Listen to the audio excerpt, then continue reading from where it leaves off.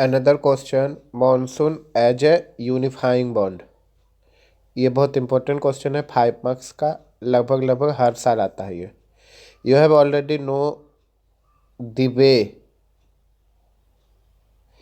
The Himalayas protect सब continent. मतलब हम इंडिया को उपमहाद्वीप बोला जाता है, तो यहाँ सब कॉन्टिनेंट इंडिया के लिए यूज किया गया।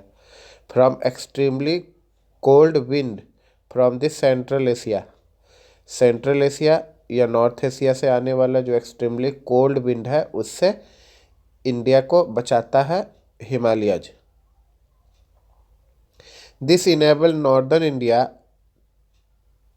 To have uniformly higher temperature compare to other areas on the same latitude. Himalaya के उपस्थिति के कारण ही सेम लैटिट्यूड पर अलग अलग रीजन है, तो उसका टेम्परेचर अलग अलग होना चाहिए, बट ड्यू टू हिमालय ये प्रोटेक्ट करता है इंडिया को एक्सट्रीमली कोल्ड वेव से, और इंडिया से जो मॉनसून विंड है उसको भी सेंट्रल एशिया या फिर नॉर्दर्न एशिया में जाने से रोकता है। और दूसरी बात है कि यहाँ पर सेम लैटिट्यूड पर टेम्परेचर को भी मेंटेन करके रखता है, और कंपेरेटिवली ये हाई टेम्परेचर प्रोवाइड कराता है इंडिया को due to Himalaya also there.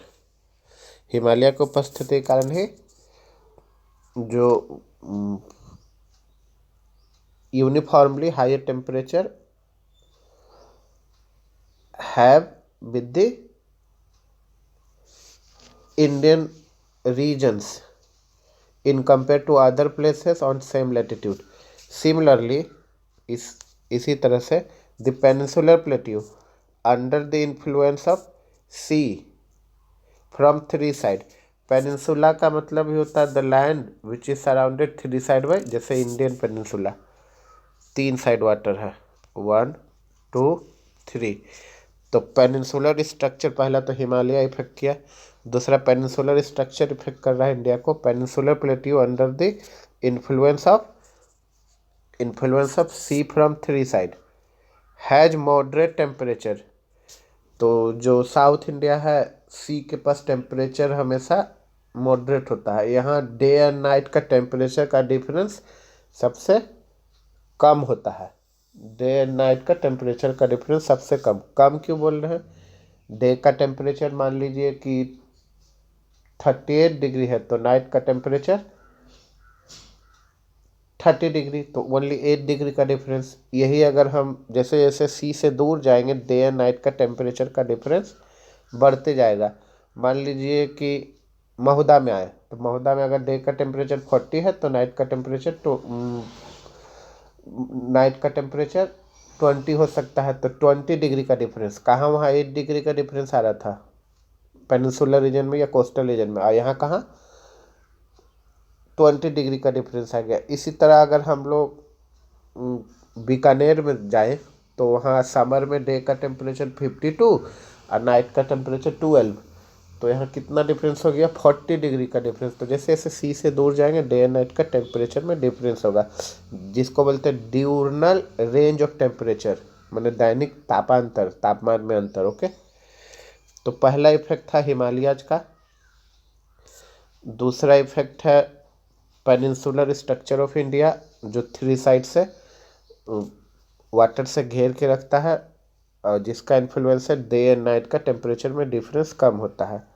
It influence the sea from three side that moderate temperature despite सब moderating influence there are great variation in the temperature condition.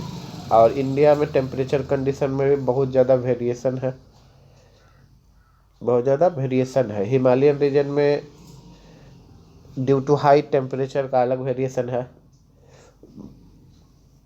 South India में it is nearest to the sea, यहाँ temperature moderate रहता है। Central India में या western India में जो सी से दूरी के कारण टेम्परेचर कॉन्टिनेंटल टेम्परेचर रहता है। कॉन्टिनेंटल टेम्परेचर इसको बोलते हैं जहाँ जो समुद्र से दूर का रीजन हो उसको कॉन्टिनेंटल, जैसे सेंट्रल एशिया, वेस्टर्न इंडिया, ये सब का जो टेम्परेचर है कॉन्टिनेंटल टेम्परेचर है। यहाँ पर मैक्सिमम होगा कॉन्टिनेंटल टेम्परेचर में diurnal range of temperature, that is the range of temperature, मतलब दिन और रात का तापमान में अंतर मैक्सिमम होता है कॉन्टिनेंटल क्लाइमेट में, और सी के पास ये मिनिमम होता है। Okay,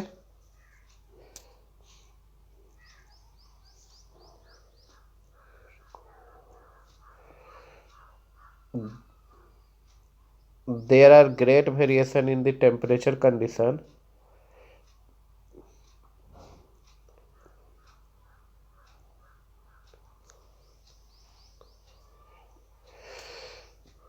the unifying influence of monsoon on the Indian subcontinent is quite predictable।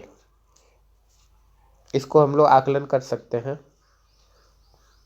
The seasonal alteration, that means reversal, the seasonal alteration, that means reversal of wind system and the associated weather condition provide a rhythmic cycle of season। India में बहुत सारा season है, जैसे हम लोग देखें hot weather season, then advancing monsoon season, जब monsoon का सीजन आता है, उसके बाद रिट्रेटिंग मानसून सीजन, उसके बाद कोल्ड वेदर सीजन। ये देखें तो डिफरेंट डिफरेंट 4 स्पेल है सीजन का इंडिया में। Even uncertainties of rainfall and even uneven distribution, uncertain rainfall और अनइवन डिस्ट्रीब्यूशन है। इंडियन एग्रीकल्चर को मॉनसून का गैम्बल कहा जाता है, क्योंकि इंडिया में अभी तक 100% लैंड को इरिगेशन फैसिलिटी प्रोवाइडेड नहीं है। इरिगेशन फैसिलिटी प्रोवाइड होने से भी अगर रेन होगा तो ही अंडरग्राउंड वाटर बॉडीज रिचार्ज हो पाएगा, या फिर लेक में, पॉन्ड में, इवन रिवर्स में वाटर होगा। ड्यू टू अलिनो इफेक्ट 3 साल, 4 साल, 2 साल का इंटरवल पर रेनफॉल लेट हो जाएगा या लेस हो जाएगा, या दोनों हो जाएगा, लेट भी और लेस भी, मतलब कम रेन भी होगा और लेट से रेनफॉल भी होगा, जिसका डायरेक्टली असर एग्रीकल्चर में पड़ता है। इंडिया का अलग अलग डायमेंशन पर इसका असर पड़ता है। Okay, thank you.